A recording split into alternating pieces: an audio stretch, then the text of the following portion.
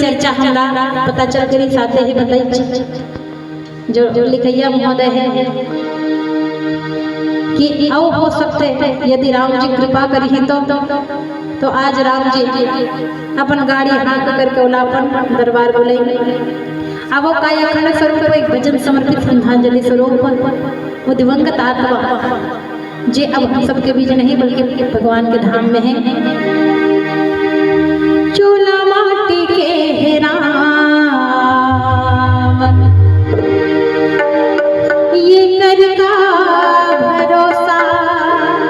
चूल्हा माटी के राम